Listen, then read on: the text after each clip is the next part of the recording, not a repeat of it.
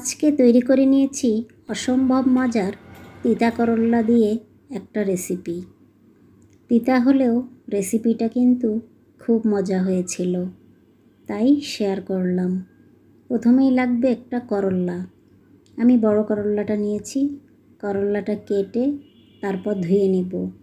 ধুয়ে নিলে তিতাটা কমে যাবে। সাথে কয়েক টুকরা আলুও দিয়ে দিলাম। চুলায় তেল গরম হয়ে গিয়েছে, তার মধ্যে দিয়েছি পেঁয়াজ কুচি, কাঁচামরিচ কুচি, রসুন কুচি, তারপর দিয়ে দিয়েছি লবণ আর সামান্য একটু হলুদ। একসাথে উপকরণগুলো একটু ভেজে নেব। ভাজা হয়ে গেলে দিয়ে দিচ্ছি দেশি চিংড়ি মাছ। চিংড়ি মাছটা দেশি চিংড়ি মাছটা একটু খেতে ভালো লাগে। ভেজে যখন একটু লাল লাল হয়ে আসবে তখন এর মাঝে দিয়ে দেব একটু পানি। পানিটা বলক আসলেই দিয়ে দিচ্ছি করল্লা আর আলু। তারপর মাছের সাথে মশলাগুলোকে আর করল্লাটাকে ভালোভাবে নেড়ে চেড়ে দেব। কিন্তু এই রেসিপিটা বানানোর সময় ঢাকনা দেয়া যাবে না। ঢাকনা ছাড়াই চুলার আঁচে রান্না করতে হবে করল্লা আর আলুটাকে, তাহলে সুন্দর একটা কালার হবে।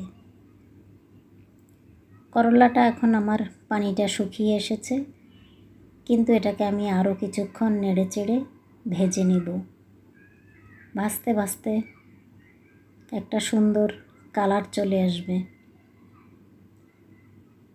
এই যে প্রায় হয়ে এসেছে আমার করল্লাটা। করল্লা আর চিংড়ি মাছ একসাথে মিলেমিশে খুবই মজার। যারা করল্লা পছন্দ করেন তাদের কাছে এই রেসিপিটা অনেক ভালো লাগবে। আর চিংড়ি মাছ দেওয়ার কারণে করল্লার স্বাদটা আরও বেশি বেড়ে যায়। আমার রেসিপিটা প্রায় হয়ে এসেছে।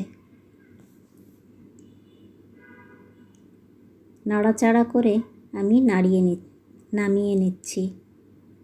এখন একটা প্লেটে তুলে নেব। এভাবেই পরিবেশন করতে পারেন এই সুন্দর করল্লার ভাজিটা। গরম ভাত দিয়ে এই রেসিপিটা খেতে অসম্ভব মজা লাগবে। আমাদের কাছে তো আজকে এই রেসিপিটা অনেক মজা লেগেছে। দুপুরবেলায় এই রেসিপিটা করেছি, আর গরমের দিনে করল্লা খেতে অনেক মজাই লাগে। তৈরি হয়ে গিয়েছে আমার এই মজার করল্লার রেসিপি। সকলকে পাশে থাকার জন্য অসংখ্য ধন্যবাদ রইল।